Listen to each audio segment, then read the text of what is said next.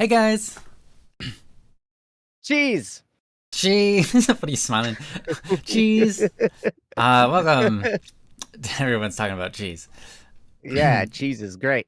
Cheese is Cheese in a great. can is great. It's super American thing, right? Like, You talking about squeeze cheese? yes. Yeah. On Ritz crackers? Yes. Mm-hmm. Yes. Yeah. Or on your hand. Or without, just in your mouth. Yeah. I mean, it's Those good. those cans are haunted. They might be. They are. Mm-hmm. If you leave one out, you don't cap that thing. Oh, yeah. Yeah. And if you do cap it, you end up with this crusty, dried up thing at the top, right? Yeah, and then you gotta But there's flick that nothing in the off. world quite like the crusty top of the cheese can container, right? Didn't we make a meme? Yes, I think There's a meme it's was like, made. yes, it's like a businessman in an office, and he says to the other guy, he's like, "Hey, Dave, you know it's not half bad. That crust at the top of the cheese whiz can." It's Oh like, what's my. wrong with you? What's wrong with you? Oh You know it's not man. half bad. Like crazy. Yeah, it's not half bad. You know what else isn't half bad? Is going to the ocean. J-Ho, I'm jealous.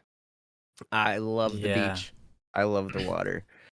It's like my favorite. Which ocean are you going to? Said an ocean. Yeah, but I don't know that one. Don't be Maybe prying is into and people's personal lives. is it We're short for not all about Antarctica? we're not into people's personal lives There is no in this Antarctic show. Ocean. Only Arctic. Wait, is there an the one near Jess? Awesome, cool. That'll be fun. Nice. Mm-hmm. Yeah, I'm I jealous. don't think that asking someone which ocean they're visiting is going to put anyone at any risk of being found, since oceans are pretty big. There's I more mean, ocean than land, so where do you live? Earth. yeah, yeah. Uh-oh, now you're Don't gonna share get. my personal information. Yeah, that's right. Doing really great, thank you, Astral. How you doing? How is everyone in the chat doing? Nice to see you all. It's good to be here. It's good to be with you guys. It's one of my favorite Hmm. parts of the week, just to be here, enjoy you guys' company, and talk about perhaps some deeper things and make some potential movement forward in life. You know, it's a Hmm. good time. You live in the Milky Way galaxy, but please don't come track me down. Yeah. We have already tracked you down. Oh You gave us no, too much information. that was far too much. Hmm. I'm only like more than 500 miles away from any ocean. Yeah. Yeah, me too. Except I'm only like 90 miles away from freshwater ocean Oh, because in Michigan, wait. Freshwater ocean? yeah, Why? it's called one of the Great Lakes. Yeah, I was like, what do you mean? Ocean. Does it connect? If it connects, then They connect. do they connect to the ocean? Yeah. Oh, They go okay. up past Niagara Falls and up the Mm. St. Lawrence Oh, right. Seaway and up the, Yeah. like All right, cool. out Yeah, to they're the part of ocean. the ocean then. We'll count it. Yeah, Yeah. totally part of the ocean. They're not landlocked. So, there you go. Hmm. Cool. Well, welcome to Don't Worry Wednesday. This is a show where we talk about whatever issues or topics are on your guys' mind. You know, life isn't always easy or simple or peaceful. And so we hope to at least do our best to assist you in those times when they're not, when they're struggling, when there are struggles, when there's hardships. You know, some things can't be solved. You just got to take it and keep on moving forward. And some things can be solved. And either way, we want to be there for both. We want to be able to open up those topics and talk about them, so that we can just sort of carry on in life and search for the wisdom within each of those things. Because problems tend to have a profound amount of wisdom within them if we can take a moment to gather ourselves and examine them. Not that we know everything or know all the wisdom that's hiding within any problem, but just that we can step alongside you, give you some perspective, and maybe encourage you along your way. And You know, we aren't professional psychologists, psychiatrists, or anything like that, but we can do our best to give you our best in those in the realms of life, wisdom, struggles, and so on. So yeah, thank you. If you want to submit a topic, go to don'tworrywednesday.com. Again, that's don'tworrywednesday.com. No apostrophe. Otherwise, it just won't work.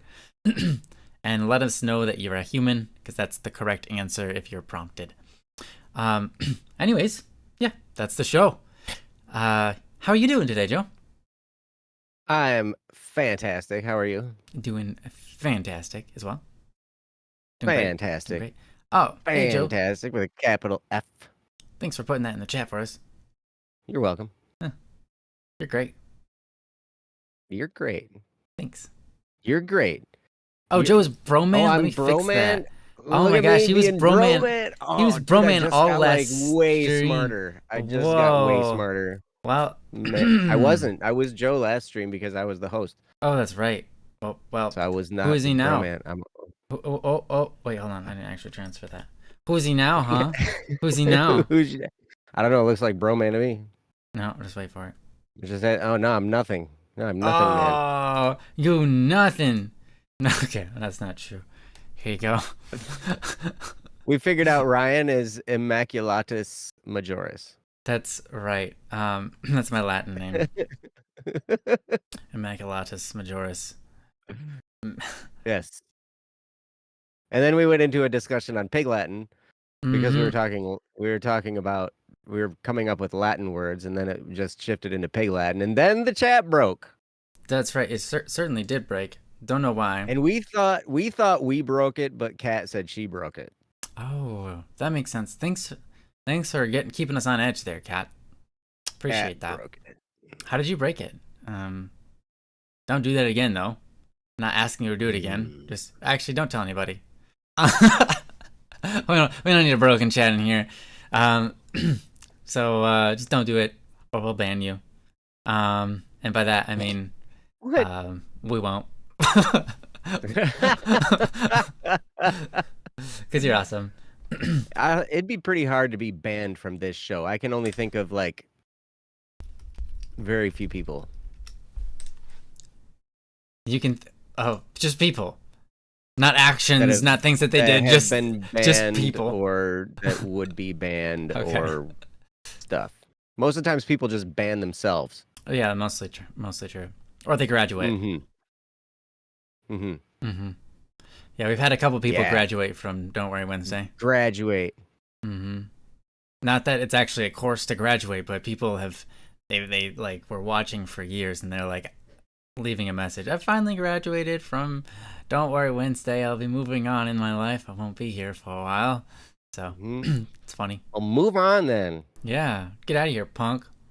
Yeah, punk. Yeah, punk. Get punked, punk. Yeah. Don't you come back. No more. But if you decide to, you can. Yeah, you're welcome. If you want to, we'd love to have you.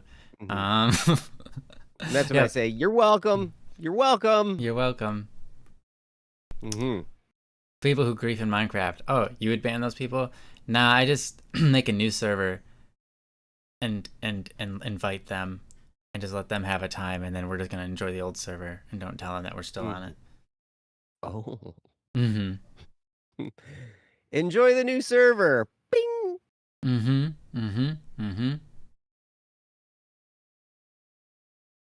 That'll teach him. That will teach him. We'll give him a new server. Like, we're grieving this server. They're gonna hop on and become upset, and we're just like, nah, you wasted your time. We are never hopping on that one. That'll teach him. Oh man, that will. Yeah. We're all about teaching lessons. That's right. Teach you a lesson. So let's teach you guys a lesson here and start one of our topics. Just kidding. That's a horrible segue. Let's say we do a topic. Let's jump right in. Let's jump in. We've got a number of topics here. Let's see here. I don't see. I'm guessing Astra is not astral. Is that, or is Astra? I I think we believe it did is. figure out that it was. Yeah. I believe Astra is Astra astral is astral. incarnate. Astral, you still with us? I mean, you literally just messaged just like 14 seconds ago or less. No, you are. Okay, cool. All right. No, I am. Yes. Don't worry about it. I understand. So cool. Well, Good. we're gonna do this one. This one is from Astral or Astra. It's titled Anger and Guilt. I'm gonna go ahead and throw that topic up on the screen for you guys. And Throw it up, man. And then you can feel free to read along if you desire. But if you don't want to, you don't have to. You can keep your eyes shut. But and your mouth shut too. I'm kidding. I love you. I don't know why I'm being so angry.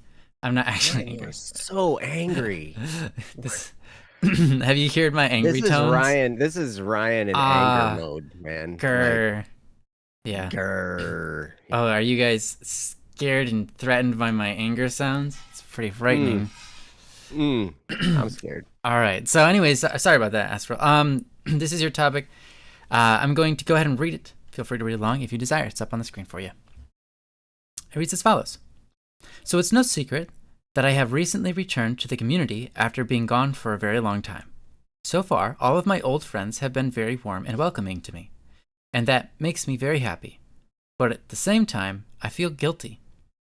I didn't really have a reason to leave everyone behind, but I did anyways for a couple of years. So many things have happened since then, both good and bad. Not just to me, but to all of my old friends as well. I could have been here with my friends, so we could support each other through it all, but I chose to leave. For some reason, everyone seems to be okay with it, and I don't know why. It feels like at least some people should be mad at me. Why is nobody angry at me? I would be angry at me. I think I am angry at me for leaving all of these wonderful people behind without knowing if I would ever come back. That is so cruel to do to people who you consider to be close friends. And yet nobody else seems to have an issue with me pushing everyone away and leaving. Everyone that I've talked to so far just seems happy that I'm back. How do I get over this anger that I feel towards myself and guilt that I feel towards others? And that is from Astral. Thank you so much for sharing, Astral. I really appreciate your openness and your willingness to share your experiences, and also just in general your activity in the chat and helping everybody else out, and putting your own thoughts and wisdom and experiences in the chat, as you have over the last several weeks. I think it's been really lovely and wonderful to have you here with us doing that. So thank you. I just want to give you a thank you for that. But yeah, this is a good topic, of course. Guilt is something that I think we happen to talk about on this stream quite a bit. Guilt and forgiveness is a common theme, I think, across the entire world, perhaps, and that's why it's such an important message and it's a really important thing. Without forgiveness, no friendship can hold up over time, because at some point or another, one of you is gonna mess up, and then the whole friendship's over just because one person did one thing wrong, right? We need forgiveness, and that we have a relationship with ourselves, and so we need to have forgiveness with ourselves at times. But we also need to hold ourselves accountable and to understand that guilt and utilize the guilt for good. So I think that's important too. It's also important not to let guilt get too out of our hand and cause ourselves to be our own enemy. So there's a lot of lessons to be talked about here, even outside of that as well. And I don't mean lessons for you that you have to learn, but I mean lessons for all of us that we all have to learn throughout our lives and keep on learning and continue to learn and keep on repeating the lessons, so to speak, so that we can get better and better. I mean, mercy, for example, is one of the just greatest acts of love, but it requires going through things like this, and we continue to get better and better at loving. We continue to grow our hearts. We continue to grow in mercy. So I think that this is a great topic to kind of touch on those things. So also, there's anger, which is an interesting topic in itself. And Joe probably has quite a bit he can talk on that if he wants to. So, but I understand your position here. I understand the feeling of betraying others, recognizing it, and coming back to them, and they're all just like, "Hey, no big deal," and then you're just like, it doesn't feel right. It doesn't feel like you were, like you.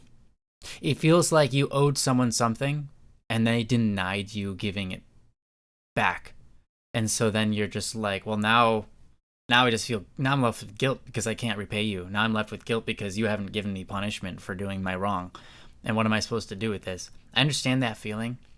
And hopefully maybe we can talk about that as well. So with all of that, I mean, there's a lot of different things we can talk about, and I'm excited to hear what Joe will have to say about this, because I'm sure it will be very good. Take it away, Joe. We'll see how good it is. We'll see about that. I'll give you the look. Oh, I like that look. You like that look? Oh, I like giving that look. It's fun. It's my favorite look. Yeah. Anger and guilt are definitely interesting feelings. They're powerful feelings that all of us go through. And, we've all gone through phases in life where we move through different stuff, right? And sometimes we're with people for a season, and then we are not with them for another season. And sometimes they come back, and then sometimes they don't. And but the thing is, I've been through this a lot of times, and even recently, experienced this. And it's a very it can be heart-wrenching, when people move on. It can be difficult. It can be relieving sometimes. And it's weird, but in all of it, what I've come to understand is that life doesn't stop. Every day keeps coming, every moment keeps passing. And like right now is a moment that is now past. That's true. It's just it comes. We continue to go on.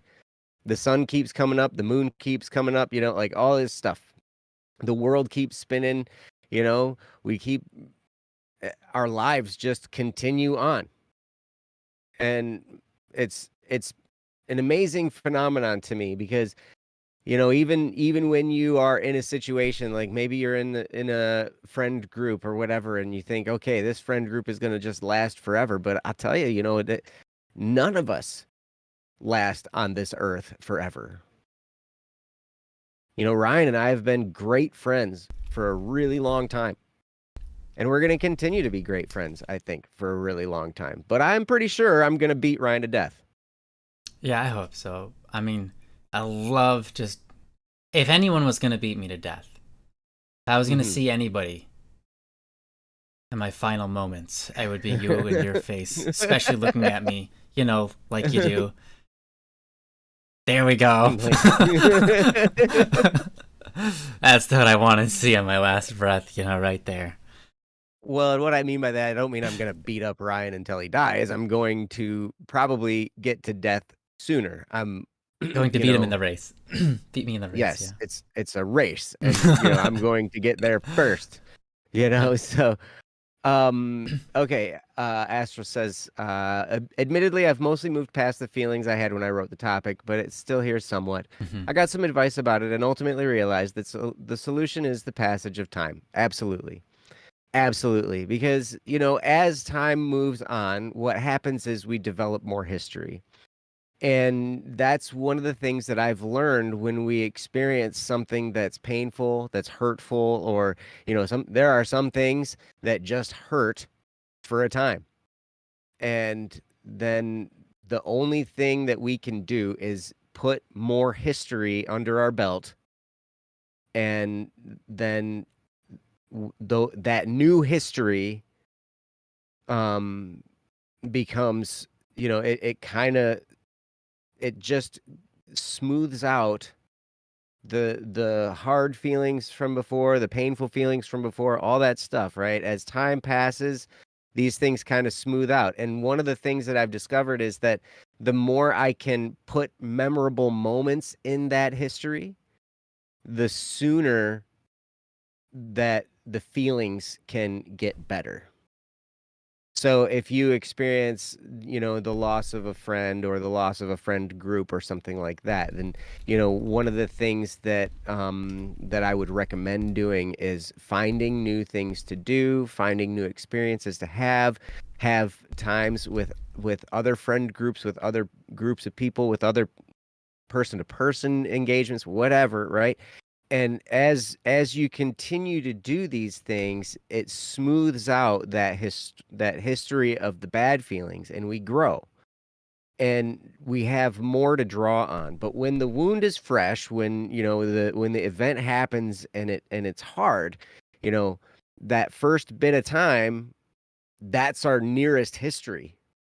And so we're drawing upon that nearest bit of history. But the more we can put memorable moments and new types of history in our recent past, the easier it becomes and the smoother it becomes.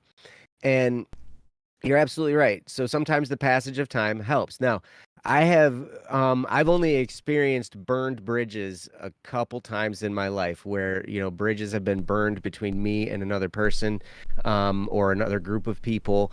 And that can be really hard. And every once in a while, like I think back to, years and years ago when, I left a friend group for a romantic relationship, and they were bandmates of mine, and we were super close friends and everything like that. And what happened was, then I left, and I burned those bridges, and I will never ever do it again. I will never actively burn a bridge again after that experience. People have burned bridges with me, and that still hurts. Um, but like, I will never burn those bridges. I will always leave those doors open because, after the experience I had of burning the bridges with that group of friends, that I look back on that as such a huge mistake, that because I didn't leave the door open. I ended up seeing them a year or two later, at there was a gathering at a mutual friends of ours house, and I saw them there, and we reconnected a little bit, but the hard feelings were still there, and it was still it just was awkward, right? And I didn't know how to embrace the awkward as well as Ryan teaches. I still don't know if I know how to embrace the awkward as well as Ryan teaches. He teaches it quite well. But at the same time, like, so that was a lesson that I learned, to never burn those bridges. And it's, I don't know, but here's the thing. Over time, as we gain new experiences and our life moves in new directions, those new things happen. They become our present moments. They become our near past moments. And then we're drawing upon those experiences. Now, the interesting thing is we can do the same thing in our imaginations, right? Now, it can be really hard when we're in a lot of pain. When we're in the pain of a traumatic experience or a painful experience, when we're in that, it can be hard to shift our mental focus to something else. But that just takes discipline, and it takes time, and it takes doing, just creating the habit of new thought patterns, right? So when I experience anger with myself or guilt with myself, there are different things that I do depending on what it is. If I'm feeling guilty about something, I will feel sorrow for that guilt. I will feel sorry for the things I did, for whatever I did, and I will make a resolution in my mind and in my head. And sometimes, like, if it's serious enough, I'll go to confession with a priest and, excuse me, make that resolution with another person, as well. And that just makes it even stronger and more powerful, that I've made a resolution that I'm not going to do this thing again. I'm going to amend my life, so to speak. I'm going to change the way I do things. And it can take time to develop those habits. But, that's one of the things that I do. I'll feel sorry for it. I will set my mind and say, you know what? I'm not going to do this again. I'm not going to make this same mistake again or do this same action that was hurtful again. I'm not, and then I will work as hard as I can to avoid the occasion to do that again or to, whatever. If I'm angry with myself, I will feel that anger. And I've learned how this takes some practice, but I've learned how to separate the feeling of anger from the event that angered me or the person that angered me, whether it's myself or another individual or whatever, right? I will separate the feeling of anger from the event or the person. And then what I'm left with is energy. I'm left with this angry feeling. And then I can use that anger, that energy, I can use it to whatever end that I want. I can use it to play drums. I can use it to exercise. I can use it to get down to my to-do list. I can use it to make a to-do list. I can use that energy to get some things done. And then that feeling, that emotion becomes productive. And that's a good thing, right? And that's taken some effort and some practice, to work through that in my mind and then start to make it a habit of, okay, I'm feeling angry. I'm feeling upset. What am I upset about? And then I'll think about that thing that I'm upset about and be like, okay, that happened. I cannot change it. I cannot change that I did that thing or that person did that thing. I can't change this situation that I'm in. Okay. It's done. It's like when you say something and you wish you could take it back, but you can't because you already said it, right? Mm-hmm. That's one of those times, and then you can be upset about it. Then you can have that feeling of upsetness, and then I'll be like, well, I cannot change the thing. Maybe I can make amends. Maybe I can reconcile with the person. Maybe I can reconcile with myself, whatever. But I still can't change it, and I still have this energy. Now I have two things. I have the thing that made me upset, and I have the feeling of upsetness. And then I'll be like, okay, well, separate those two things out, detach myself from the event that happened, and then I'm left with the feeling. And the feeling then can be used to produce or to do something good or to get something done or whatever. And that energy then can be very, very useful. And anger I've found is one of the most powerful feelings for getting something done and for doing something productive and good. Right? Okay. So guilt takes feeling sorry for it and then, saying to myself, okay, I'm sorry I did this. This was wrong. Recognizing that the thing that I did was wrong. I mean, like, okay, well, I can't change it. I feel bad about it, but I can't change it. And then I can take the lesson and be like, okay, I'm not going to do that thing again, or I'm going to at least try as hard as I can to not do that again. And I'm going to make myself a better person. I'm going to improve. And then from there comes forgiving myself. And that can be really hard sometimes. That also is a habit that takes practice. To say, okay, I did that thing. It was wrong. I feel bad about it. I'm not going to do it again. I forgive myself.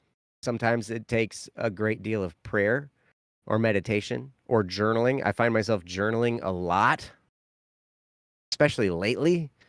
Like, I used to journal 1 page in my journal every day. Now it's up to 2 or 3. Oh, wow.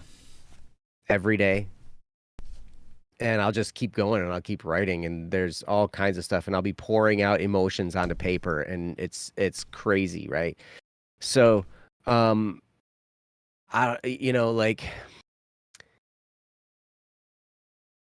journaling can help, but and also it helps me to write out why I feel a certain way, what happened to make me feel that way. It's just so I understand better, and then I can kind of then I can explain it to myself because there's confusion sometimes involved with this. Like, why did I do that? Or why did they do that? Or why did this happen? Or whatever, and then I'll just go through. And sometimes there's no explanation. Sometimes bad things just happen.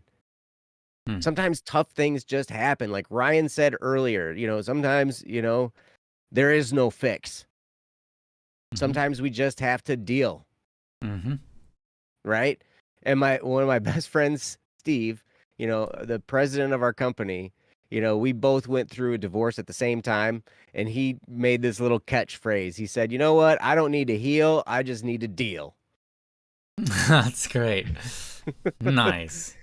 But here's the thing, through dealing with it and just letting yourself feel it, and then passing time, developing new history within myself and within my life and within my world around me, just creating new historical moments for myself.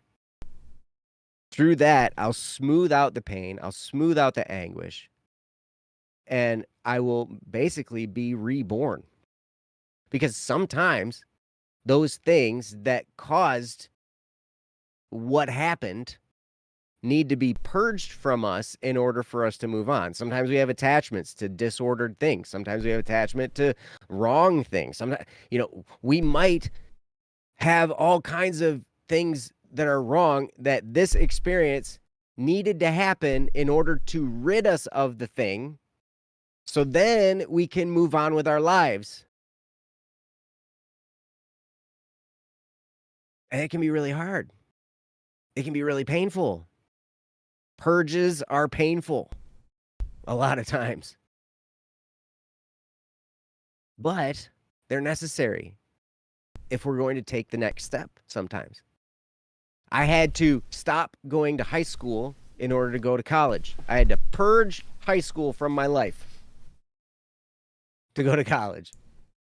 Or you could call it graduate. Fair enough. I'm going to start calling it purge. You have been purged. So now, like when I go to a graduation open house, I'm going to be like, happy purging, right? Happy purging.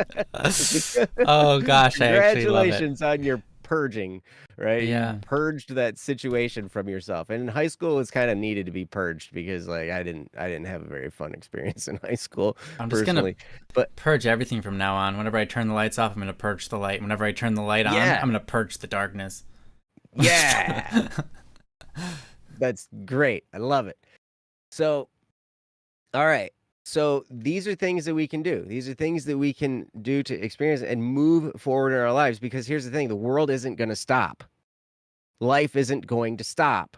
It's going to keep going. So the question is, what are you going to do with the time you have? It's like the quote from the Lord of the Rings movie, where Frodo says, "I wish none of this had ever happened to me." And Gandalf said, "Well, that is not for you to decide. The thing for you to decide is, what are you going to do with the time that you have given to you? What are you going to do with that time?" And I went through this with my therapist recently. We were talking like these are moments of rebirth. These are moments of growth. These are moments that can be really exciting if we look at them from the right perspective. And it's like, okay, what am I going to do? And she's like, okay, what do you feel called to do? And I'm talking to her. I'm like, hey, I feel called to do this. I feel called to do that. This is that. And then she's like, okay, well, if we're going to move in that direction, here are some books. Here's some stuff you can watch. Here's some stuff you can listen to that's going to help you move in that direction. And I'm like, good. Now I have a new focus. I have a forward focus rather than a reverse focus. Because I could sit there and I could look back and I could be like, oh my gosh, this thing happened and I'm super upset about it. I'm super sad about it. I'm super mad and all this kind of stuff. And we hold on to that pain. But here's the thing. You're free. It doesn't matter if we, ruminate about it. Doesn't matter if we, like obsess about it. It doesn't matter if we relive the thing or think about it. Sometimes we have to figure out the lesson. But then there's the purge. and we can move forward. And so the question isn't, okay, like I could spend all my time sitting there being all sad and depressed and upset, or I can move forward. And the community that you're a part of is full of some wonderful, wonderful people. And wonderful, forgiving people that they're just happy to have you back. It's great to have you back. We love you.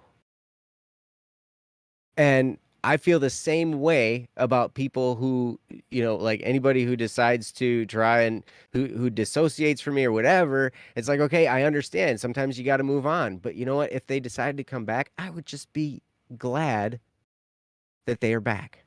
I would be thankful to have them back in my life. And I have to look back and be like, I'm thankful for the time that I had. And I'm thankful for the time that I have now. Because now I can move in a new direction. And sometimes we need to do that. Sometimes we need to change directions and move forward. It can be hard. It can be scary. But it can also be really, really worth it. And sometimes those detachments are necessary in order to move on. Mm-hmm. And it's okay. It's just how life is. Mm-hmm. And just understand, Astra, that you are loved. Who you are is loved. You are loved more than you might even imagine. And we're happy to have you back. Mm-hmm. So, anyway, that's what I have, at least to start with. So I'm going to turn it back over to Ryan. I probably talked for way too long, but anyway. Hey, I know, it's great. Jono, welcome. Mm-hmm.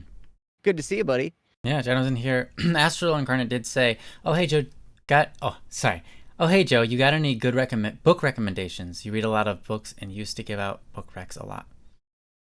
Oh my gosh! If you don't, it's totally fine. There's one. There's a book called Awe, AWE. Let me actually look at it on my Audible real quick, just so I can get the author, because I'm in this book right now and it's so incredible.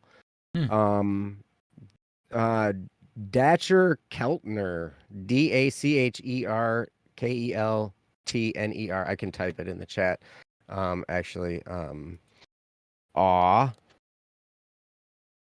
by Dacher Keltner. Awesome. No, it's more like aw. Keltner. Maybe it's awe full. L. Full of awe. Mm-hmm. Yep, the book is called Awe by, I believe you call it Dacher Keltner. Could be Docker Keltner, whatever. Anyway, I don't remember how you pronounce it. It said it at the beginning of the book, but I'm far enough into it that I haven't heard the author's name in a really long time.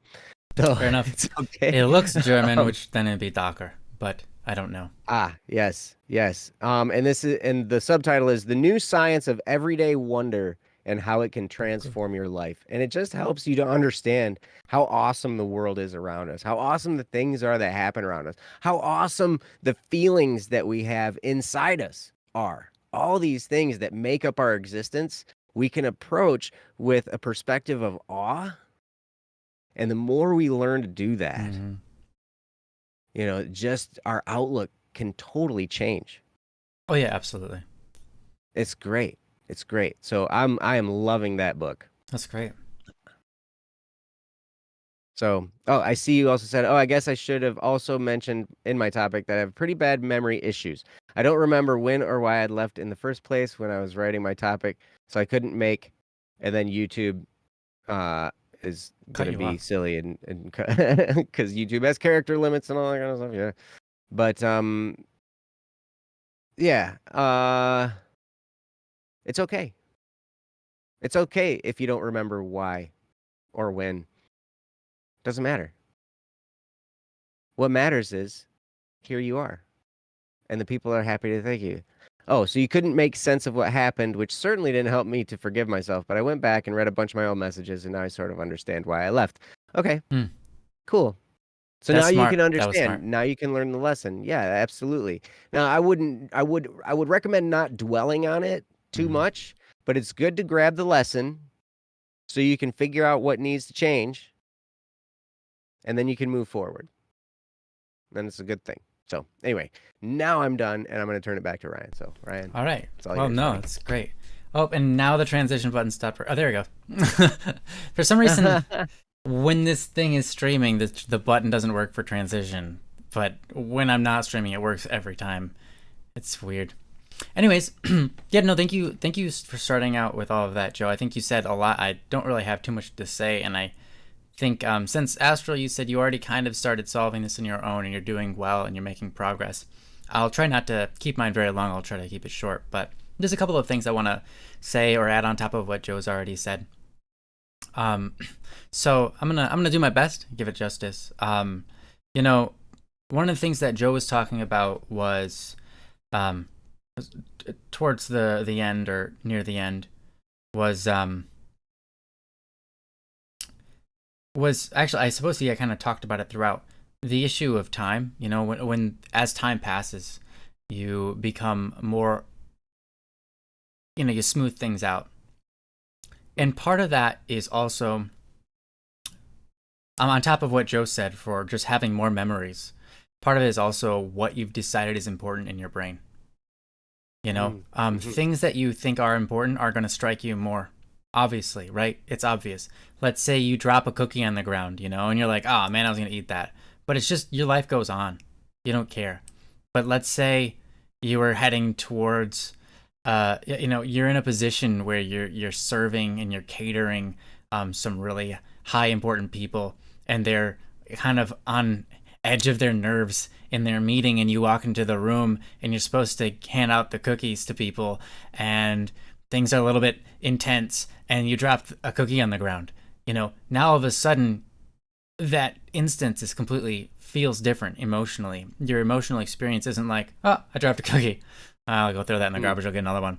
It's like, oh shoot, are they gonna fire me? Like, and then you're just thinking about it like all the rest of the week about how you dropped that cookie on the ground, and you're making a big deal out of it. But as time passes, you recognize more and more that it's not that big of a deal. It's not that important. Mm-hmm. And so your mind can smooth things out with time. And it's not that things become less important. It's that our brains are no longer capable of reasoning out their importance so much so that it continues to pain us. Because what we focus on is what we're going to feel most affected by, right? And so if you're focusing on something else, which happens in time, and with time, life keeps on moving forward and it causes you to focus on new things. Those things that are still important, maybe like the death of a family member or whatever it is, they start to not be any less important, but affect you less because there's other things that you've been focusing on. And your brain can now, your brain has been able to separate out the emotion from that scenario because you've had time to deal with the emotion and focus on other things. And so, likewise with this scenario, most people have moved on because they're not the ones coming back. So they're not gonna care, right? They're not gonna be like, oh, I can't believe you left me all those years ago. They're not caught up in that emotion. They're not caught up in the relevance of the experience that happened back then because that's not on their mind. You're just randomly appearing to them, and it's like, oh, cool, our friend is back. This is great. And it reminds me a little bit of, I don't know if you're yeah, a cookie on the ground is such a sad sight. Agreed. I agreed completely. It reminds me, I don't know if you read the Bible or anything like that, or a Christian, doesn't matter, but there's a very famous what do you call that, little story in there, and it's called The Prodigal Son, and it's basically this kid, not a kid, he's an adult, but he's a child of someone, basically says to his father, you're dead to me, give me what you would give me if you died, my inheritance, and I'm gonna go and leave and basically never come back. And so his dad agrees and says, okay, well, here's the money that I would give you if I died. You know, that's basically your part of the will. Here you go. All right, off you go. And so the guy leaves. And then he goes and squanders his money. He doesn't do great with it. He eventually ends up on the street, poor, and unable to find food. And he thinks to himself, all right, he's working for like people who are working him super hard and giving him very little. And so at some point he's like, you know what?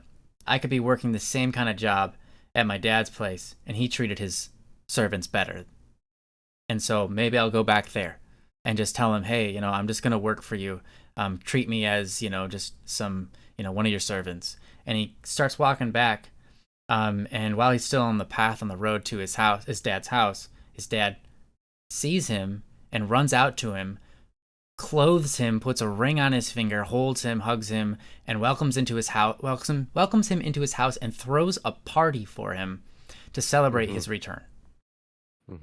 And it's like, that's a beautiful and touching and meaningful story. And in the story, basically the father is the father of all creation, you know, God who created all things. But it's a parable, you know, so it's an analogy of sorts. But your story reminds me of that, because, you know, you're coming to your old friends, and instead of saying, where were you? I can't believe you did that to me. You know, what were you doing? Oh, you're a fool, blah, blah, blah, blah, blah. Instead, they took the high road, the good action of saying, hey, we're just happy that you're with us. And that's really where the father stands in that. He's happy that he has his son back. He doesn't care about what the son did. He doesn't care about why the son left or did those bad things. The father pretty much already knows. He's like, you're a human, you make mistakes, you do stupid stuff, you're selfish. Yeah, I understand. All right. You know, like, just like everybody else, welcome back. I'm just glad that you're with me. And that's a good feeling, right? And that's an appropriate reaction. That's the best reaction that your friends could have had. And so basically what I'm telling you is that you got good friends. There's no need for punishing you or saying like, you know, you deserve us to leave you for, you know, 3 years and come back now. So the payment is equal, you know. Instead, they're just like, no, let's just skip all that. That's dumb. Let's just be friends because I'm happy you're here and you can be my friend and I can be yours. Right? Yeah. So yeah, heck yeah, my friends are incredible. Exactly. So they're good friends. And so celebrate that with them. And the best way you can celebrate that with them is to be with them and to not make, you know, not make this some sort of issue that stands between you and them. And I don't think you are, right? Just re-encouraging, just encouraging you to keep the path as you already have been. Excuse me. You should be, in life, we are constantly shown mercy. And that right there is an act of mercy to some degree, right? They might not necessarily see it as such because their mind is kind of in the right place. They don't have to think about, oh, I'm going to grant this sort of mercy to this person. But we experience mercy in different ways from the people around us and from even just nature around us at times. That it's like we're constantly receiving things we don't deserve, right? And so that's why I don't believe in deserve. We, you know, to rather by believe, I mean, I don't live my life by the idea of what I deserve, because that's not how I treat others either. I don't just treat others poorly because they're poor or whatever, you know, they're not very nice people, so therefore I'm not gonna be nice to them. I don't play that game, right? I show mercy. And so I think that it's an important lesson in that it can train us to act similarly and to recognize that sometimes we're not the greatest people, but when someone around us is great, is a great person, it conquers the lack of greatness within us, which is a beautiful thing. Because in the world we live in, a lot of times we can see how the evil conquers the good. I mean, if you turn the news on for just like 3 minutes, you'll find that out, right? But the reality of the scenario is, especially in friendship, the good, as long as it's welcomed, will always win. And so when you have issues that need to forgiveness, in the end, what you find is a friendship that is stronger because forgiveness was required. You know, when you are tested in a friendship and it comes through that the friendship is stronger, this friendship gets stronger, it becomes stronger. And that comes by acts of mercy, that comes by acts of love, that comes by acts of good and greatness. And so when you befriend someone who is great, they lift you up to their level. And I think that's a beautiful thing. And it's something that we should be grateful for. And so Joe's recommendation for that book, where you can look at things with awe, I think that's a great example, where we can be awed by the fact that, sure, we're not always great ourselves, but the greatness of others can continue to, in mercy, build us up to become great. And that's a beautiful thing. He said, also I am not Christian or religious in any way, but I am open to the idea of some sort of higher power existing and do not judge others for believing in a higher power. All good. Cool. Yeah, we don't, we're not pushy here in any kind of way. We're just happy to have everybody here who is with us. And we try to be respectful of everybody, you know? So I think that's great, Astral. And it's no issue to us. I mean, all we care about is that there's a lot of love in the chat, and that's you offer plenty of that, so thank you. And so, yeah, I guess the other thing I wanted to talk about was, let me try to remember, guilt. Guilt is you know, I mean, we've talked about it on the stream a lot, and I've said it a lot, you know. If you do not look at guilt the right way, it can be the opposite of the purpose of guilt. It can perform the opposite act that the purpose of guilt is designed for. So, guilt is designed to help us become better people. But if you let guilt go on for too long, if you don't solve it, if you don't think about guilt the right way, it can become your demise, your destruction. It can be the source of you hating yourself instead of the source of you loving yourself. Healthy guilt should cause you to love yourself because it draws you to a higher state of being, a higher morale, a higher understanding of yourself, understanding of the people around you, of their life, etc. It should call you to something higher, which should then end up with you loving yourself. Why? Because love is to desire the best for someone. And guilt is a emotional response of love because it's what recognizes that the best version of yourself is not what you're currently achieving or what you did achieve in the past. And so guilt is that sensation, that emotional response. Guilt is the emotional response of love versus not love. And so when you love yourself and you see where you haven't loved yourself, you achieve guilt. Your emotions respond with guilt.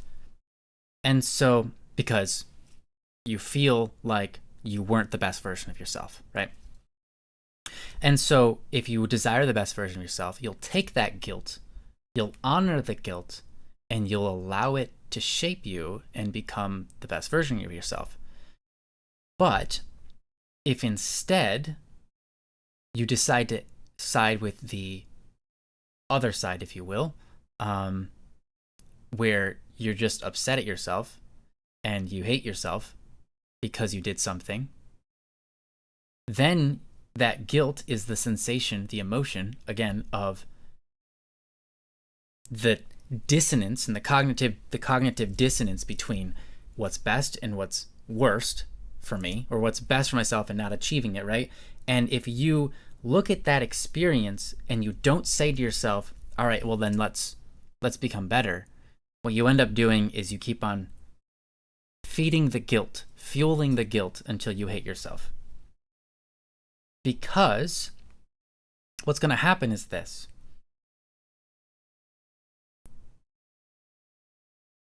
in our brains, we want to justify that what we did was not wrong, was not bad. And so I'm gonna take a little bit step back and re-say some things just so that this can settle in, because it's a hard concept to truly absorb. But if you can absorb it, then it can help you with your guilt. So again, guilt is the cognitive dissonance between recognizing what's best for yourself and what's not, and knowing you took the road of not, right? Now, if you sit there and try to take the not and say, and justify and say, no, what I did was good. I'll find a way that this darkness that I chose was the right path. If you go down that road, you will ultimately take the right road you will ultimately make the right road appear wrong.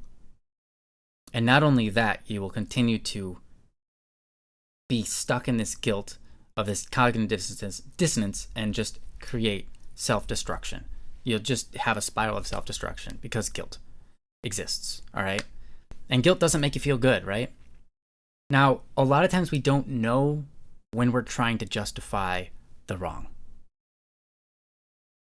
A lot of time we don't know, we don't see ourselves trying to justify the wrong. We're just stuck in the ink, in the black ink, going, you know,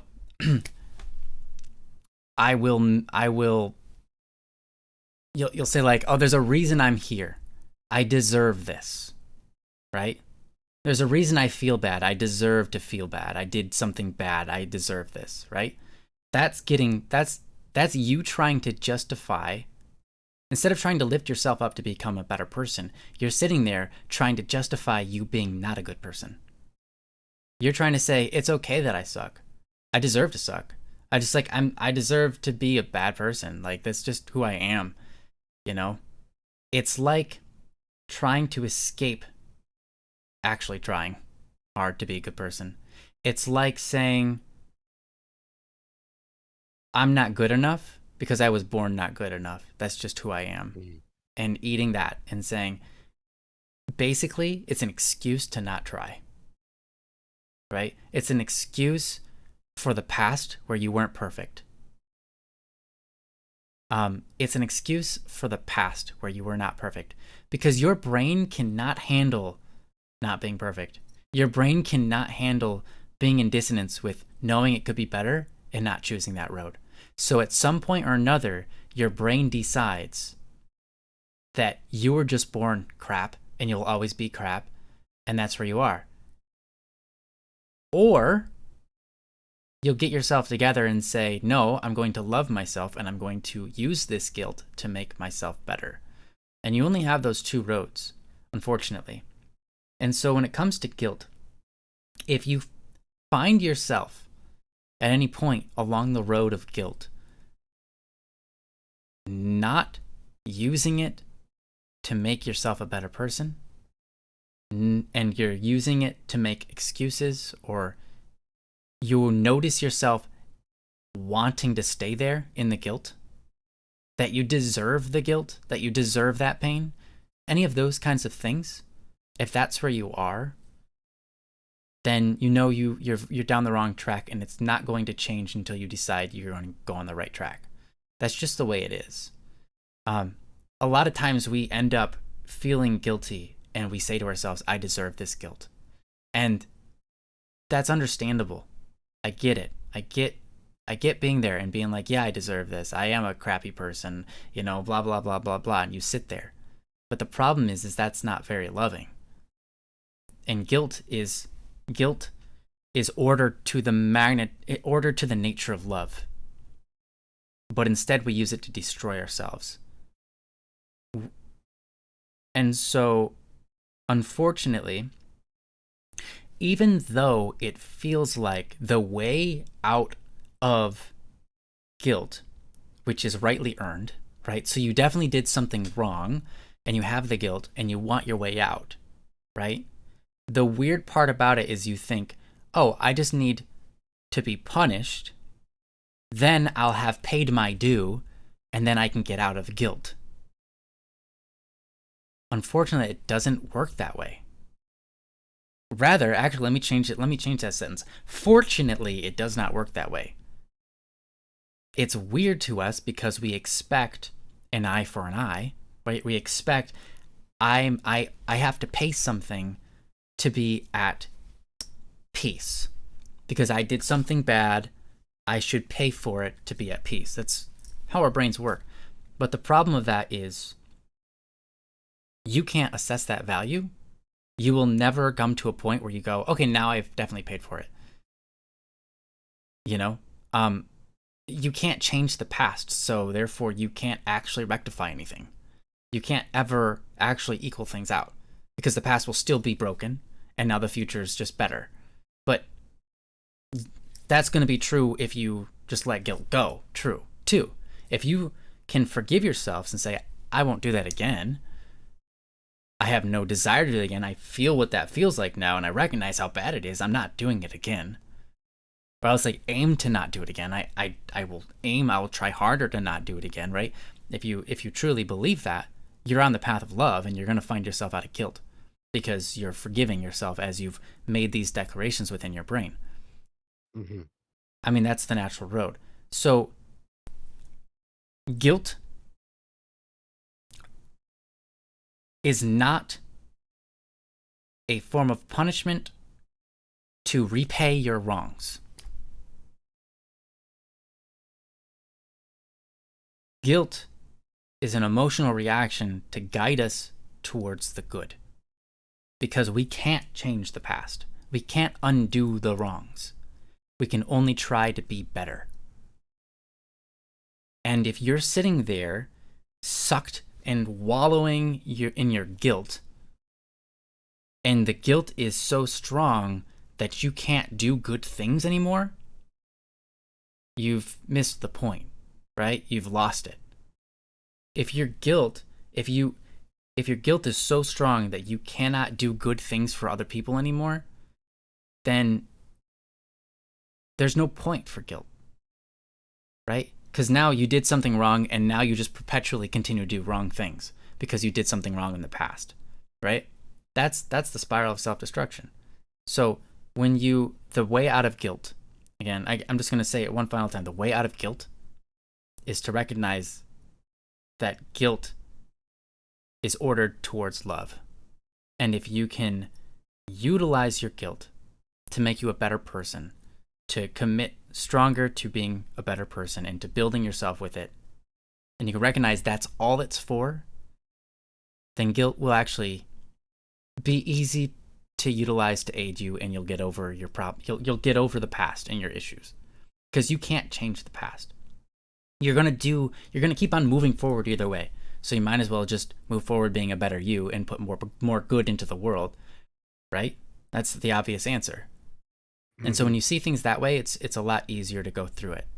But if you don't know that, it can be easy to get stuck in guilt, thinking that it's some sort of punishment or, some sort of due punishment that you've earned and you should go through, or that guilt is you hating yourself because you're not good enough. That's not what guilt exists for. In fact, an animal, for example, most animals don't experience guilt, right? Because they can't do things that are inherently necessarily wrong that they can look at and make a choice and say, oh, I did that wrong, right? They also can't make the choice of doing things right either, so they don't experience guilt. Guilt is a facet of understanding what's right and wrong. You can be scared as an animal, like you can definitely see a dog that looks guilty because it, ate from the trash can or whatever. But that's a reaction of being afraid of what they just did, and the owner's reaction to it. It's slightly different. Yeah. So, recognizing that as humans, we have this nature within us to destroy ourselves if we don't recognize how to utilize something that's built in our conscious mind, built in our emotional structure, that we can utilize that emotion to lead us towards more love and just being a better person. If we don't utilize it for that, it will destroy us. It's the same thing for anger, right? If we don't realize that anger can be used to move us forward, anger will destroy us and our relationships around us, just like guilt. Yes.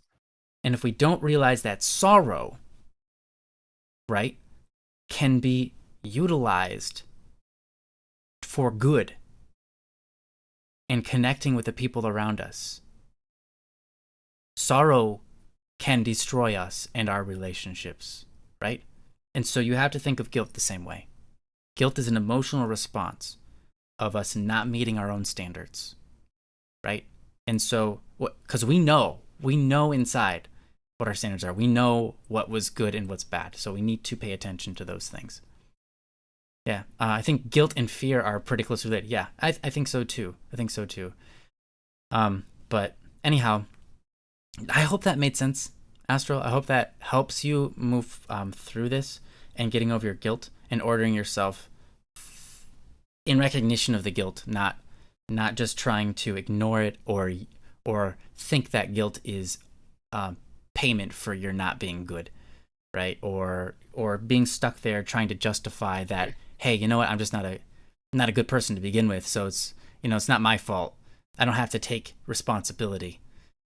Whenever someone says lines like that to themselves, because like the "I'm not good enough" sort of thing can be ultimately leading someone to say like, I can't take responsibility for how crap of a person I am because,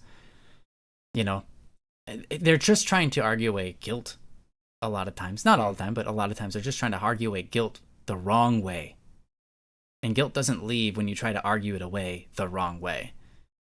Guilt leaves when you've decided to move forward with your life in a good way, that your conscience, the part that created the guilt, can see that you've decided and you're a changed person and you're moving forward, and it sees you doing that, it lets go of the guilt, right? The emotion disappears. Just like if you're angry about something because someone made a foul remark, and then you realize 4 seconds later, wait, I misunderstood that remark. They weren't being mean at all. All of a sudden, you're no longer angry, right? And guilt is the same way. If you feel guilty for something you've done, but then you abolish the need for guilt, then you'll no longer feel guilty. So you abolish the need for guilt by moving forward in the right ways. Not by lingering on it, not by holding on to it, not waiting for guilt to do something to you or whatever. You just move forward. So I hope that's helpful. It's a lot like anger. You have to not have a reason to feel it, and you won't feel it.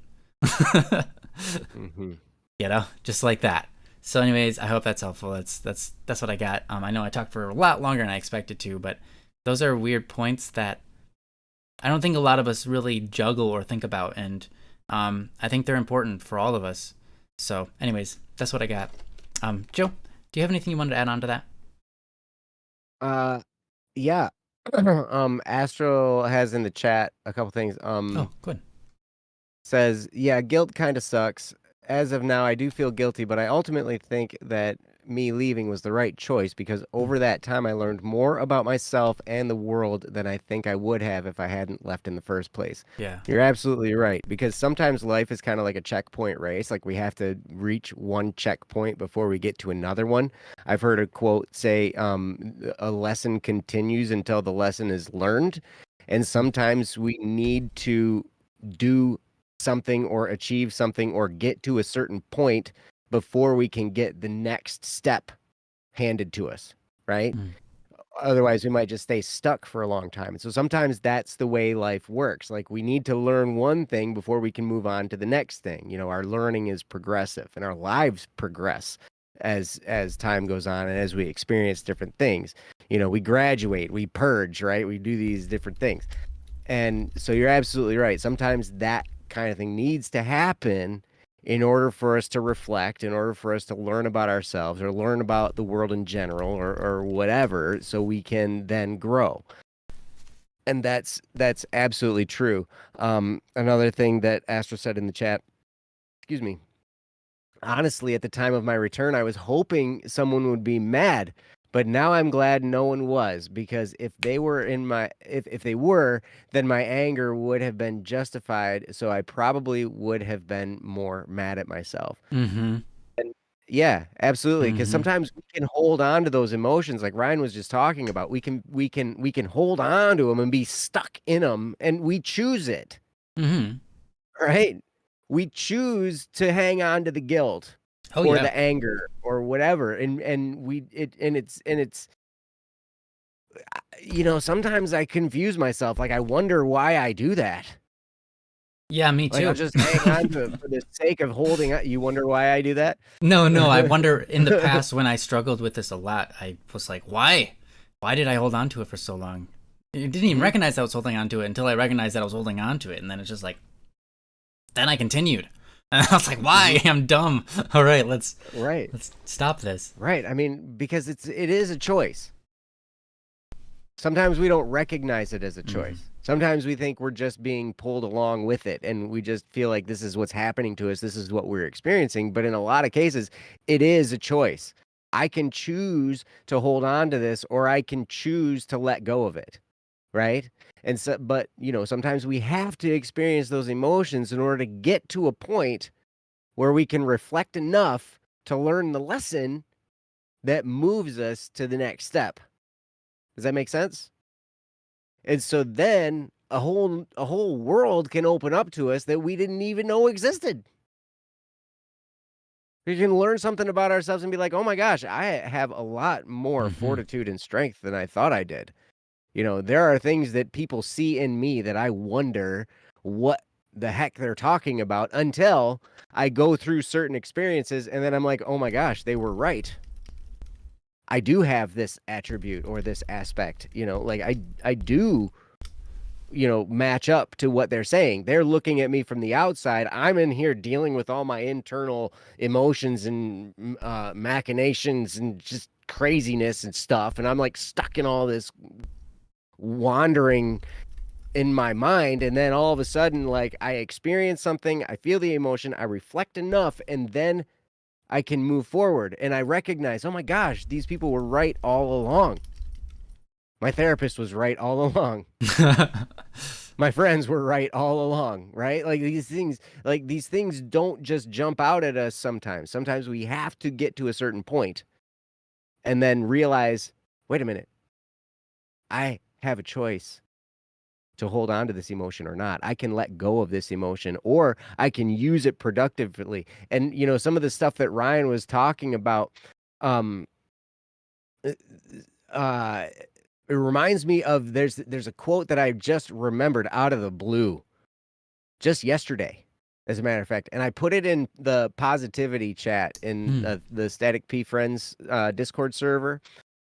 And I wonder, maybe people wonder that if I'm weird or something, but I put it in there. I'm going to say it. I remember this quote. I had heard it from a talk that somebody did, and then I actually found it in a book, but I don't remember the book and I don't remember the author. I only Mm. read it once, but I remember this quote having a huge impact on me. And the quote is, "Go therefore and do that which is within you to do. Take no heed of gestures that would beckon you aside, and ask of no one permission to perform." And I love that because it's like, wait a second, I don't need anyone's permission to move forward. And I have stuff within me that I can do, right? So go do it. And sometimes that's the thing that we need to be reminded of to move on. So we're not stuck in whatever, situation we're in. And sometimes it takes a lot of time for us to sort through all this stuff in our head and figure all this stuff out. But yeah, but go therefore and do that which is within you to do. Take no heed of gestures which would beckon you aside. Ask of no one permission to perform. Go and do what is in you. You have stuff in you that you can do. And these experiences build you. They continue to build you. Now, sometimes when we're in the middle of them, it feels like they take away from us. It feels like they cut us down, and we feel smaller and we feel like a wreck, right? But these experiences were necessary in order for us to get to the point where we could launch and do the things that we have within us to do. Sometimes we had to clear the road. We had to free ourselves of debris in our lives. We have to free ourselves of chains that are holding us back, that we didn't even know were holding us back, that maybe we just held on to them because they were comfortable. Maybe we just held on to them because, like, this is the way life was, and like something about it was felt like it was necessary and good. But then when we're free of it, we recognize, wait a second, now there's nothing holding me back. And I look at that thing and it's like, oh my gosh, that thing was holding me back. All these feelings were holding me back. All this, self-hatred and anger, all this stuff. It held me in check for so long. And now I'm free from it. And I can move forward. I can move on. I can launch into a new phase of my life, and I can do some pretty awesome things. And it's an amazing point to get to, because then it feels like, oh yeah, it was all worth it. Now, when we're in the middle of that stuff, it just feels like a big old mess. And then we get to the other side of it and we look back and we're like, oh my God, like now I'm stronger. I've grown.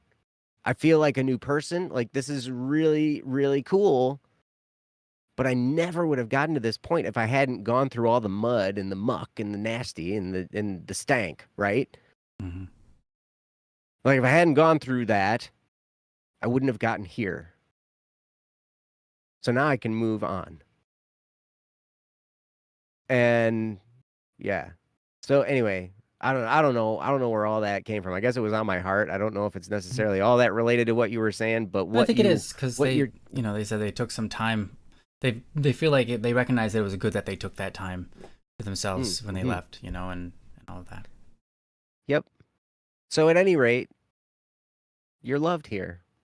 Just understand, it's great to see you. It's great to hear from you again. I got your DM, and I was, oh man.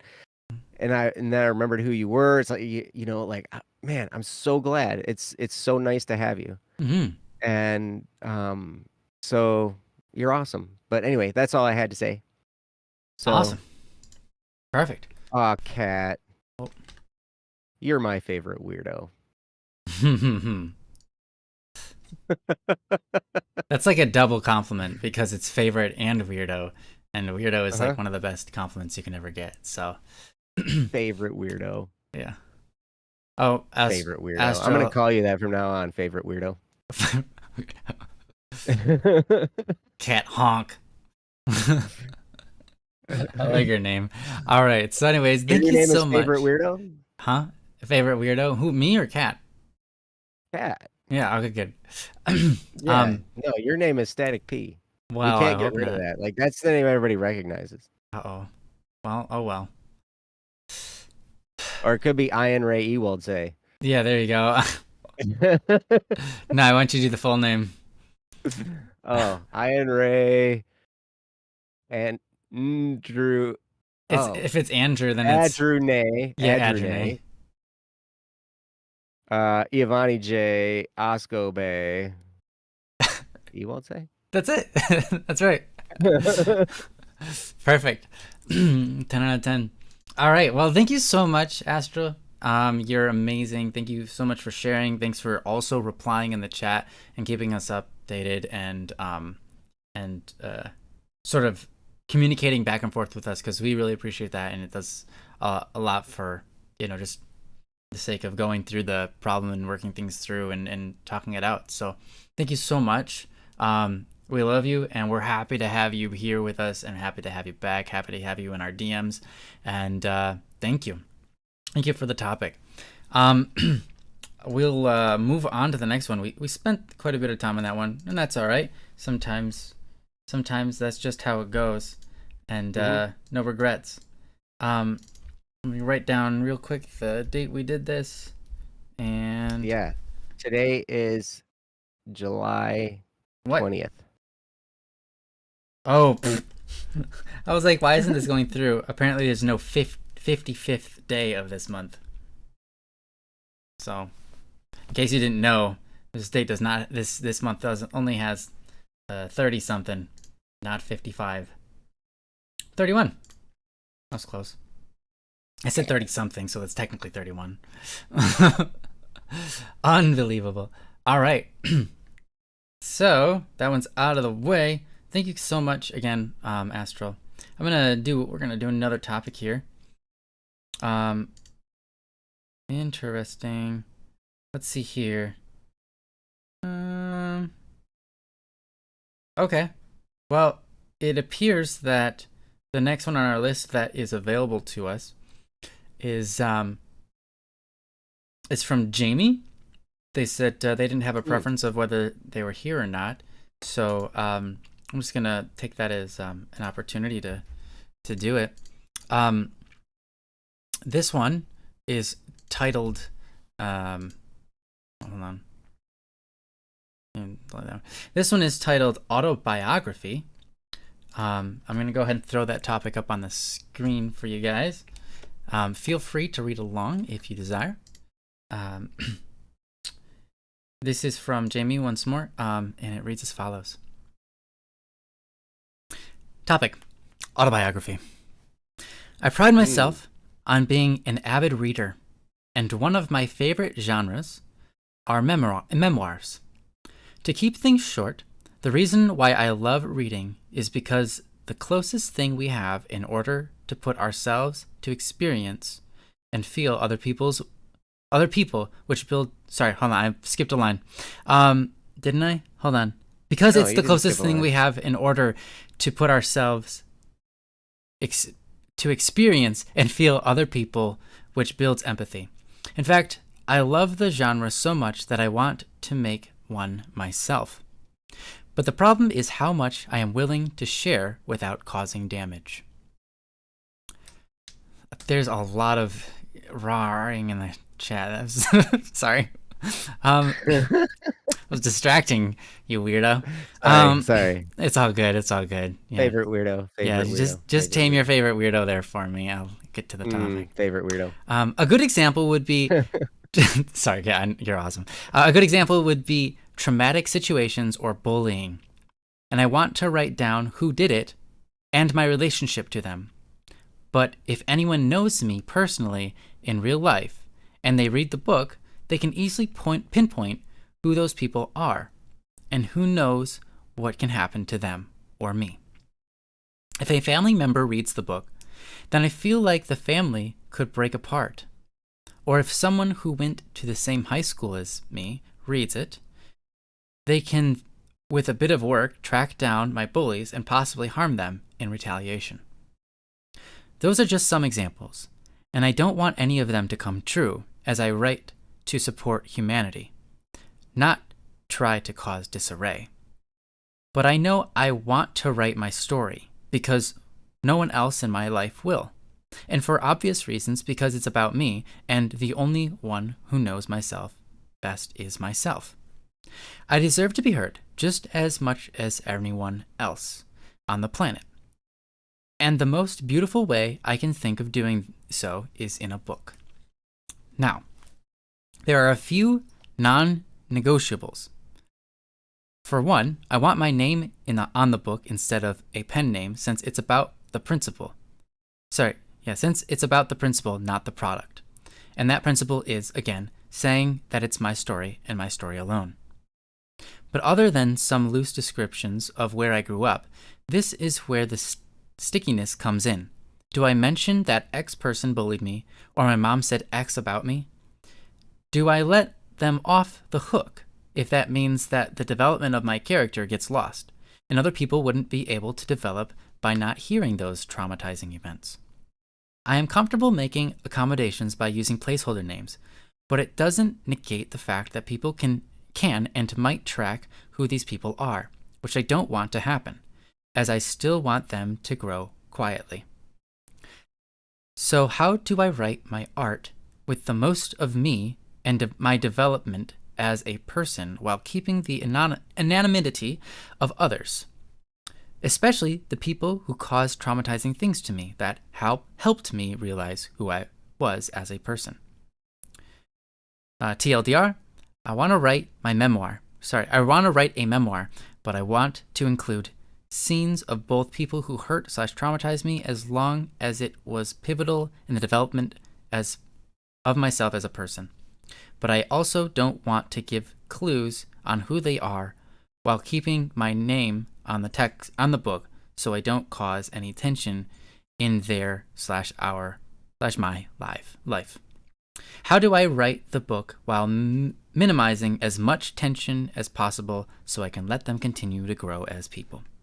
Many thanks, Jamie. All right. Please don't read the following out loud. Oh, sorry. Oh. Sorry. I actually managed to scroll down perfectly so that it wasn't appeared to other people as well. I don't know how I did it. I don't know how I did it. That's because you're boss, man. I guess I'm the boss. You're the host with the most. Yeah, there was more, but it says don't read it out loud. But anyways, it just says to contact them, and gives their Discord. So it's good that it didn't get on screen. So anyhow, Cat Honk, please resume being a weirdo. You may unpause yourself. Go ahead and state all your eagle rawing and frog noises, however you so desire to display them. I've never heard an eagle roar. Well, that one did. Look at her eagle raw. Look at that eagle roar. King. So yeah, no, this is a great topic, Jimmy. I hope we can do it justice. Obviously, this is a tricky scenario, right? You want to write a memoir, an autobiography, if you will, and you want to include pivotal events that are traumatizing but helps to show the development of character, which I agree is 100% should be included. And you want to put your own name on there, which makes sense to me. But what you are afraid of is damaging the people who are going to be in the book. Damaging their reputation, damaging their possible relationships, or your relationships with them. Totally understand that you would not want to put those things, you put those people at risk of such things. So this is a great topic, and I'm interested to see what kind of solutions we can kind of figure out together, so that you can do this. But as for now, I'm gonna hand it over to Joe and see what he's got for this. Well, you are in luck, Ooh. Jamie. Because here's the thing about a book. You can write it as you go. You can write it about your life experiences. You can put all the names and characters, and you can do all that stuff, and you can put it all in there, and then you can edit it later and take those names out and replace them with, I had an experience with this person that blah, blah, blah, right? Now, here's the thing. If your name is on it and any of these people read your book, then they will probably know who they are and what they did. But there's a saying that's from Scripture, and I'm finding it more and more increasingly true, that a prophet is without honor in his own town. Mm-hmm. Meaning that, we're like the people who are close to us, the people who are the closest to us, they're not going to read our stuff. They're not going to listen to us. Jesus went through this, right? And I think that's who said the thing that I quoted from Scripture, right? That like a prophet is without honor in his own town. Like, and that was just after the experience where he had, read some scriptures and said, hey, this is being fulfilled right now, meaning he was the person that the scriptures were talking about. and they all like wanted to banish him and kill him and all this kind of stuff and whatever they wanted, like because and it even said in his own town he could not perform miracles because of that people didn't believe in him. People didn't have faith in him, right? And so that's what I'm learning. Like the people that are closest to me, they don't listen to my stuff. They don't read my stuff. Oh, whatever. Like where? Like now, there are people that are close to me that do. Like people that I'm in business with, they'll listen to my stuff to make sure that it's on the up and up. Mm-hmm. And for editing purposes and for Make reading sure purposes. he's not getting fired. Right, exactly. I've been fired multiple times. Actually, never mind. I'm not even gonna go down that road. I could go down a interesting road. Anyway, here's the thing. It's okay. You're gonna be okay. Now, so I would recommend writing the book. Just write it. Write it as things are happening. Write it as all these things. Now, I'm curious how long you want this book to be, because if you start writing it now and you just write it until you get old, it could be a really long, it could be like encyclopedia length book, right? And so probably what'll happen is as you write these things, you know, um, you'll end up taking some things out just for the sake of, if somebody's going to read it and take less than their whole life to read it, right? Like Mm-hmm. you'll have to paraphrase, you'll have to leave some stuff out, right? But I like what you're talking about, these pivotal moments, these things that have happened. Uh they can be really important and they can help us to learn. Now, I've learned a lot from books. I read a lot of books. You guys know this about me. If any of you who've been here on this show, a few times, you guys know that I read quite avidly, or actually now I've kind of transitioned into listening to books a lot. I reading some books I read, some books I listen to, a lot of them I listen to. But I've gained a lot of insight from the life experiences of other people. And some of these memories are funny. Some of them are painful. Some of them, are happy. Some of them are really, really sad. And, but as we read these stories, what we find is these people are human. This is the human experience that we deal with. I remember a guy saying from stage one time, we all think our problems are the worst until we meet somebody and learn about their problems. Mm. And we all feel like we'd want to trade problems with somebody else until we learn about their problems. And then we're like, man, you know what? I'll take my own problems back, please. Because I understand my problems. I know my problems. I feel my problems. And I can't imagine going through it. Exactly. They're familiar to us, right? And so we would rather have our own than the problems of the people we hear about. But they can definitely have an impact, and they can give us insight into how life works and in how the world works and in decisions that we make for ourselves. My therapist knows me well enough now that all she has to do is like talk about a book, and then I'll buy it and read it or listen to it or whatever, right? Like she just has to, she doesn't even have to say, I'm recommending this book. She just knows that, if she even mentions a book, I'm probably going to get it. Right. And then I'm going to get, I'm going to read that book, and they're going to talk about a different book in that book. And then I'm going to get that book, and I'm going to read that one. Right. Because I love reading and I love learning, and these are ways that we grow. So this is awesome. I commend you greatly because you could add a lot. And it's funny. I was just in my scripture study today. I was at the end of Ecclesiastes, and they said, in the writing of books, there is much wearisome, or much weariness, or something like that, right?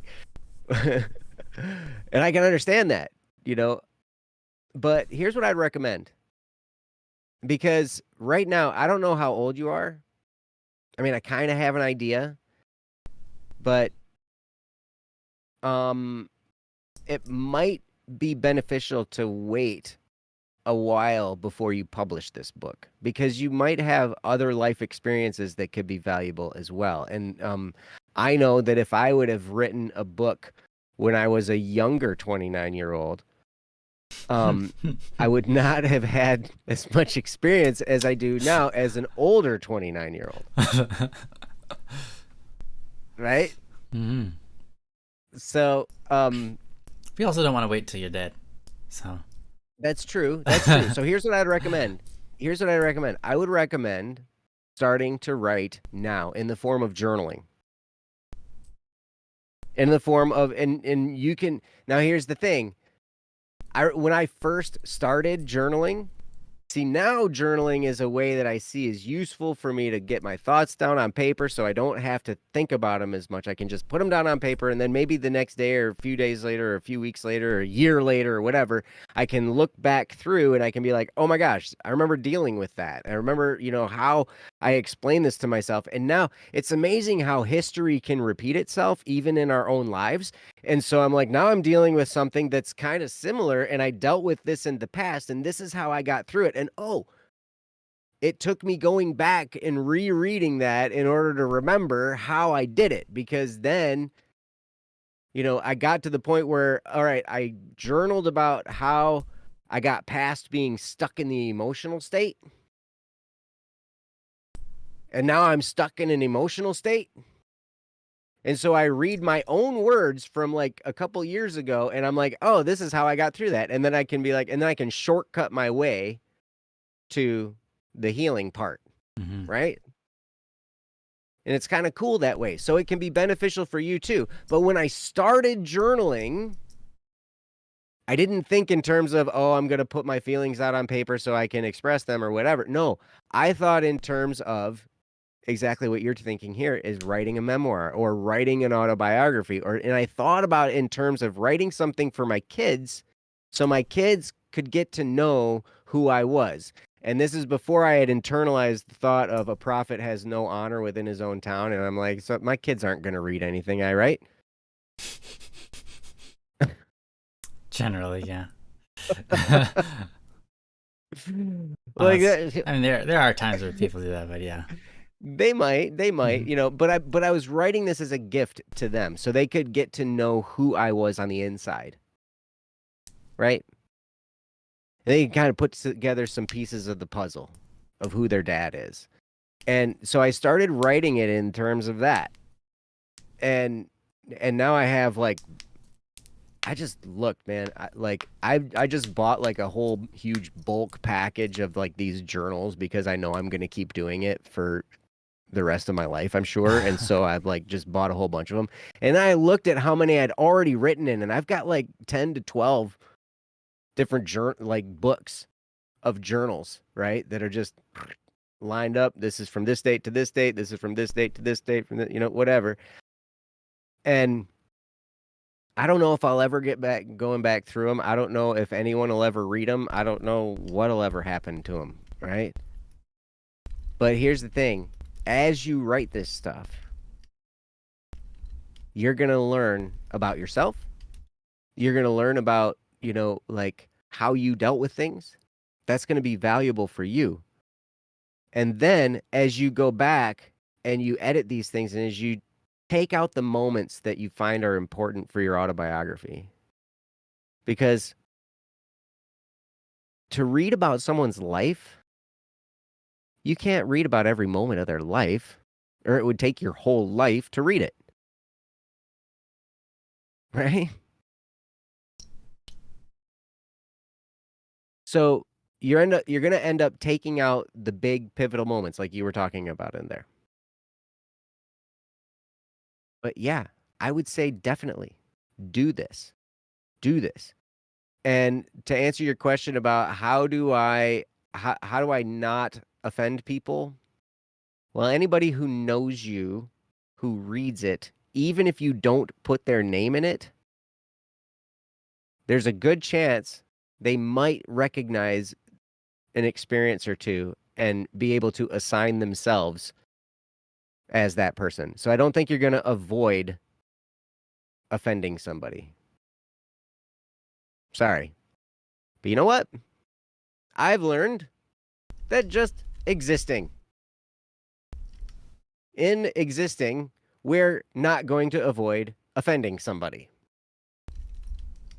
And probably somebody close to us. Because that's what we do. We're people, right? We do this kind of thing. Now, unless you're Ryan. I can offend people sometimes. Just give me a chance. Just give me a chance, Joe. Come on. I don't know, man. I don't know. I offend people all over the place. And part of it is because we take stands on things, like, yeah. And Sure. we'll call people out on stuff. Mm-hmm. And so we can't help but offend people. Sometimes that just happens, Sometimes we look at a situation and we call out and we talk and we say, "Hey, this is what's happening in this situation," and then they get all mad at us and then they block us and unfriend us and whatever, right? Like, so whatever. Like, this is just kind of how things happen. But like, whatever. Write the book. Right now, as you're writing, you can go ahead and put the names in there. But then later, just remove the names. Remove the names and you can replace them with, "Hey, this thing happened.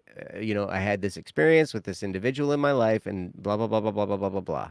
They were really close to me. They were a close friend. They were a family member. They were whatever." And you can be really generic in your descriptions of people. So that way, they're not going to necessarily, they're not going to, most people aren't going to put two and two together because they're too involved with their own lives to be concerned about all the tiny details of your life, right? I have to tell that to myself all the time. Like,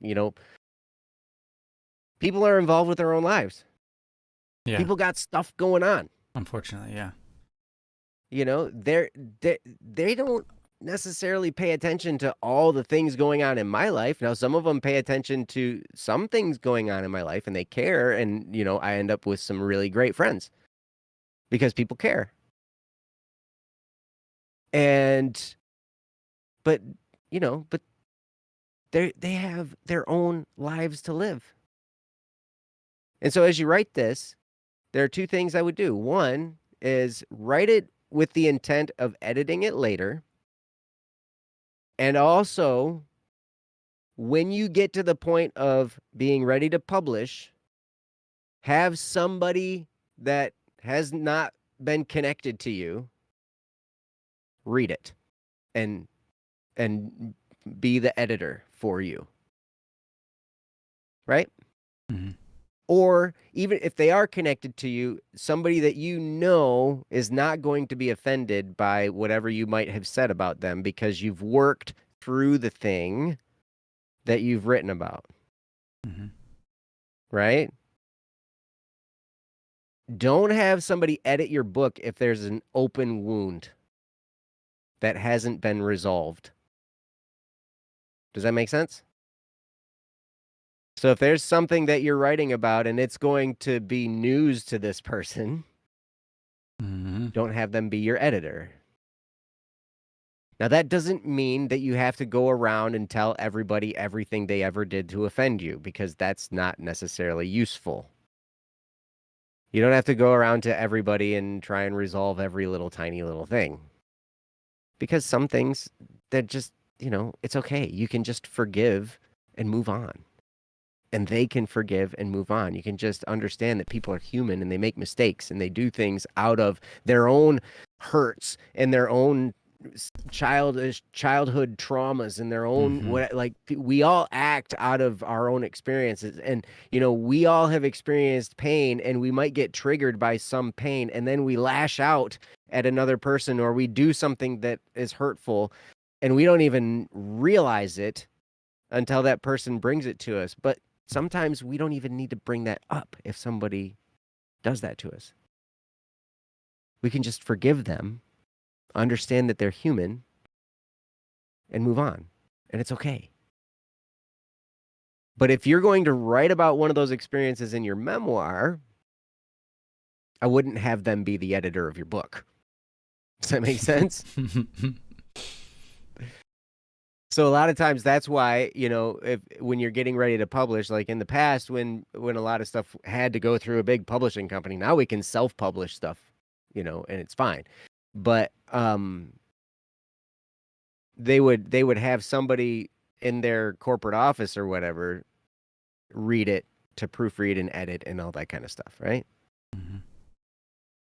So I would find a person that would be similar to that, somebody that maybe isn't connected to you or connected to any of the stuff that you're going to write about, and have them be your editor.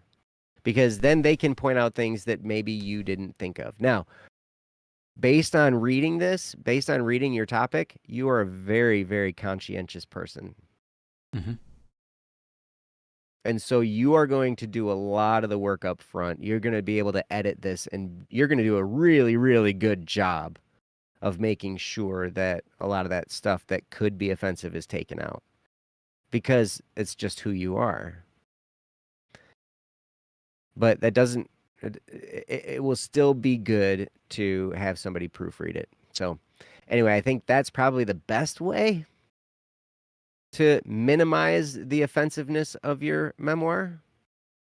But all in all, I think it's a great idea. And I think I would start now just making little notes. Even if you don't journal, when something happens that, seems like something that would be useful to put in your memoir, write it down. Write it down now so you don't forget. Because our lives move on. And like I said before, history repeats itself. History in our own life repeats itself. And I have to go back in my journal to figure out how I dealt with it. Remember that whole deal? Sometimes we forget stuff. And so it's helpful to write it down. So then if there was a big moment, it can make sure it makes it in there. And yeah, as you do it, I'd be happy to proofread. I'd be happy to do whatever. Just make sure, if there's anything I've done to offend you, you can let me know about it first. But anyway, that's what I got. I'm going to turn it over to Ryan. So Ryan. Yeah, no, that was great, Joe. Thank you. And Jamie, if you don't mind, I'm going to take a slightly different approach to this than Joe.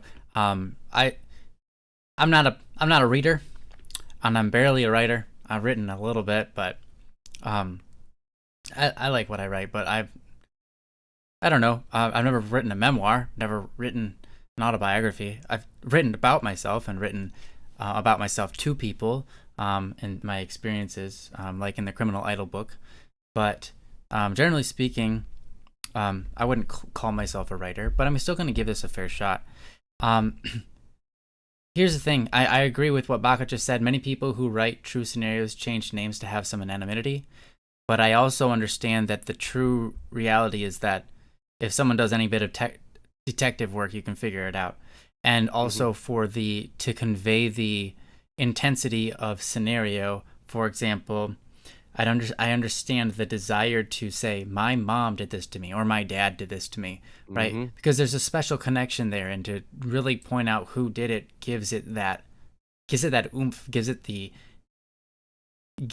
the context needed to supply the message you want to supply, right? And so here's what I would do.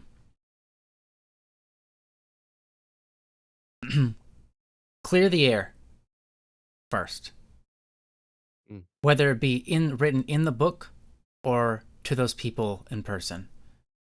And I don't expect you to be able to. So anybody you wrote it right in the book, you might just reach out and be like, "Hey, remember we had that thing? I just want to let you know, like, it's under the rug for me, and I want to talk to you about it just a little while, and just have a fun conversation and talk about the past a little bit and how like how I grew as a person through it, and it was okay, and like I'm not mad at you and all that kind of stuff.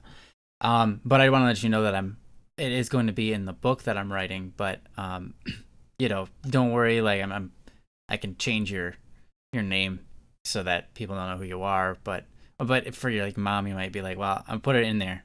And I said you were my mom, but just know that we're on good terms. That might not do the best of favors, but it's something you can do. But this next suggestion is what I would say you should do. You should absolutely do this. And what this will do is it will get rid of a lot of your problem. Get rid of the reason you're having problems. And that is clear the air in the book itself. State your intentions and why you're conveying the story. Because if you do that, that solves a lot of your issue. What I mean is, before you say the story, you can say something like, I wish no harm to any of these people, and I thank them for the scenarios that we lived through together, and that they helped form me into the person I am today, whether it was their intention or not. You can say, I wish no harm to ever come to these people, and I want them to continue to grow as they are growing, and I'm watching them grow, or however you want to say it, right? But if you can clear the air in the book that your intention is of no harm to them, then the people that enjoy your reading, or the people that enjoy reading your book, are going to be on the same page as you emotionally and have no desire to cause conflict to those people, to bring conflict to those people.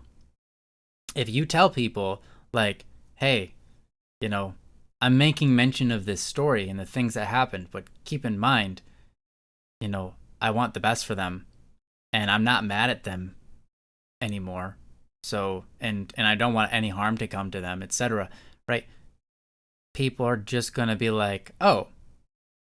And so if they do happen to know the person, if they do happen to investigate enough to figure out who this person is, they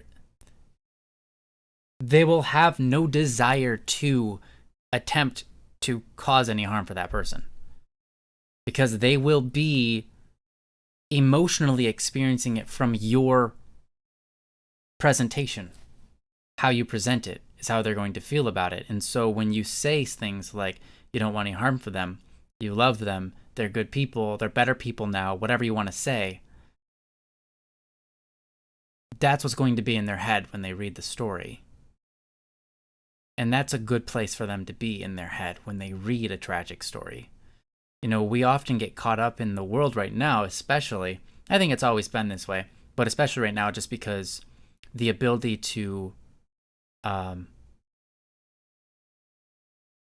share media is now more advanced than ever and more quicker than ever. And the media that tends to get the most hits are the negative medias, the media that cause emotional reactions. But without context, all you do is stir up people's hearts for anger. And that doesn't teach a lesson or help anybody. When the book, you know, the way you described it, you are saying how these things help develop your character, developed you as a character. And so clearly it wouldn't be your intention to just stir up people's anger and let it sit there and fester and end the story so that they're angry, right? Your intention of showing the traumatic parts is to help them and build them up to be better people as well. And so to start the stories with a little reminder that you want the best for that person and for the reader and for yourself, etc., to have that reminder right before the story starts will help guide them on that journey so that the anger doesn't just sit there. Yeah, they'll feel angry towards certain characters because, like, I can't believe they did that. What a horrible thing to do. But they're still being told, but that's a human being, so please be careful, that's a human being. They did bad things, but they're still a human being, and they're growing and they're becoming a better person, hopefully, right? And so that helps reiterate in our mind, like, we're dealing with real human people, real stories. We don't need to just get our anger built up for the sake of some agenda so that we can be a mob and do something, right? Mm-hmm. That's not your intention for writing this memoir, right? So it's good in the news and in the media. Sure, it's not good to include context like, hey, these are human beings and we care about them. But in your memoir, in a book, yes, you want people to feel the intensity of the trauma, but you want them to realize the bigger picture, that these are real people and that you care about them and they should be cared for. So, and that will help their mind digest the words that you're saying in the right way. That will compel them to never even want to hurt these people, right? That will compel them to have sympathy for and to have compassion for these people who wronged you, right? Because that's the right way of thinking about those traumatic experiences. That's the right way to navigate them. You don't get out of those traumatic experiences by having an unforgiving heart, right? You get out of those traumatic experiences and grow as a person with a heart that's willing to deal with the trauma.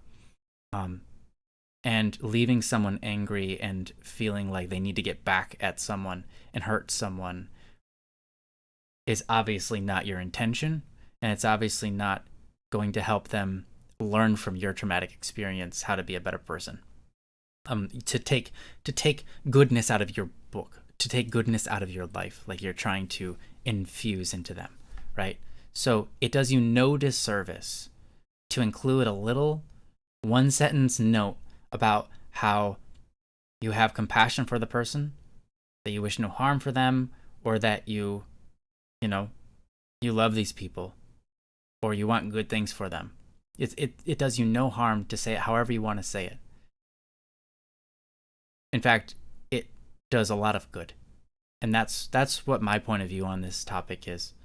However you want to mull over the names, I think a lot of the problem is solved if you simply let the readers know your intentions of why you're including the traumatic experiences, and it's not to hurt the reputation of the people who are involved, but to glean something out of the bad that happened so that good can prevail.